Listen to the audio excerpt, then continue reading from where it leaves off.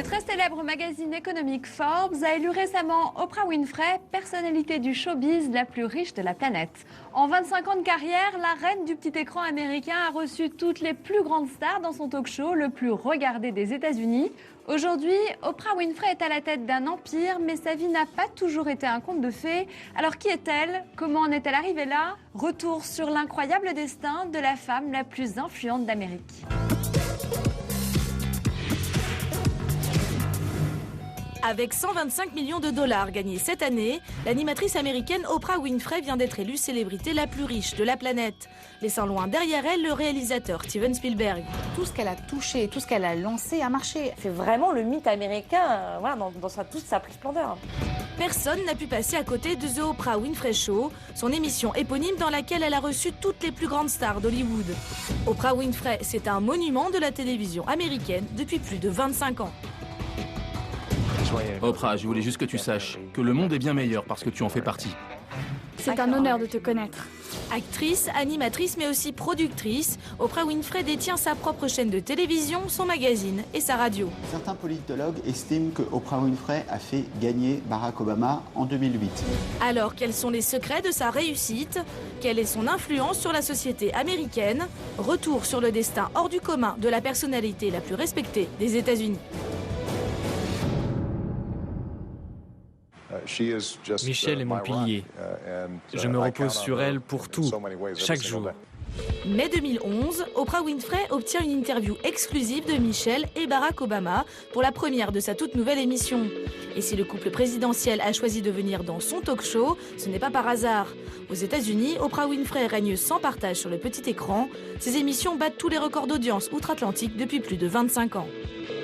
C'est la femme des superlatifs. Son talk-show, c'est le talk-show le plus regardé de toute l'histoire de la télé américaine. C'est la femme afro-américaine la plus riche, non pas des États-Unis, mais du monde. C'est la philanthrope également afro-américaine la plus importante du monde. En plus de son magazine, de sa société de production et de sa radio, l'animatrice est désormais à la tête de sa propre chaîne de télévision, où elle continue d'interviewer les plus grandes célébrités. À force de détermination, Oprah s'est bâti un empire. Chaque année, ses revenus s'élèvent à plus de 120 millions de dollars. C'est la personnalité afro-américaine la plus riche du XXe siècle.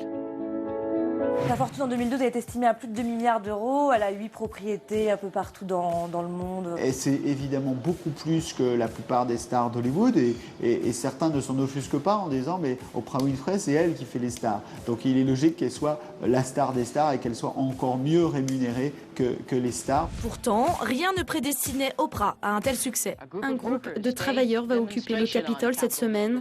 40 ans plus tôt, bien loin des paillettes et des stars d'Hollywood, Oprah Winfrey débute sa carrière médiatique à Nashville. La jeune femme ne manque pas d'audace et de sang-froid et décroche un poste de journaliste dans une radio locale à 17 ans seulement. Très rapidement, les médias locaux la repèrent et la mettent derrière un micro. Donc elle commence sa carrière comme animatrice radio dans sa ville, etc. Jusqu'au moment où après elle ira à Chicago et où elle aura sa première émission de télé.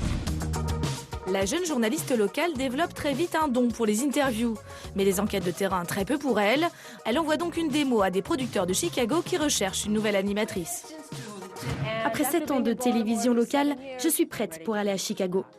Et son audace paye à nouveau. Les producteurs sont séduits et décident de lui faire confiance.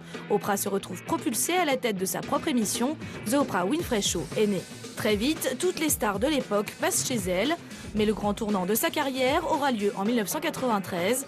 Oprah Winfrey décroche une interview exclusive de Michael Jackson. Est-ce que votre peau s'éclaircit parce que vous n'aimez pas être noir? J'ai une maladie qui détruit la pigmentation de ma peau. Et c'est quelque chose que je ne peux pas soigner. Alors quand les gens racontent que je ne veux plus être qui je suis, ça me blesse. Elle obtient l'interview que personne n'a eue et que tout le monde voulait, celle de Michael Jackson à Neverland. Toujours, et là on sent que c'est la touche d'Oprah Winfrey, c'est essayer d'interviewer les stars chez elle, dans leur intimité.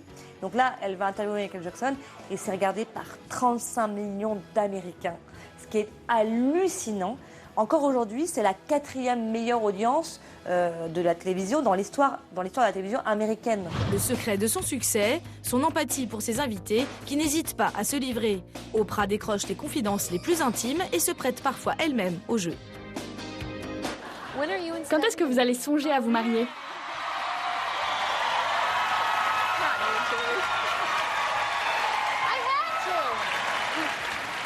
Ah, je redoutais cette question. Moi aussi. Et vous, ça va vous arriver bientôt?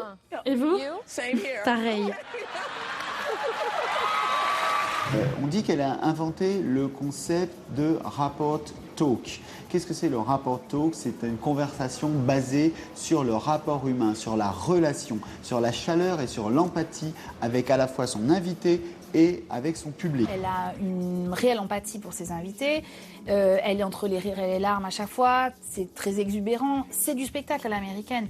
Mais il n'empêche qu'elle arrive à confesser des stars internationales comme Tom Cruise. Mais qu'est-ce qui vous arrive? Je suis amoureux. Si Oprah est aujourd'hui l'une des femmes les plus riches des États-Unis, sa vie n'a pas toujours été un conte de fées. J'étais une fille pauvre qui a grandi avec sa grand-mère. Elle va être élevée par sa grand-mère pendant 6 ou 7 ans. C'est la pauvreté absolue qu'elle va vivre. C'est-à-dire que ses robes sont faites en sac à patates. Les autres enfants vont se moquer d'elle à l'école.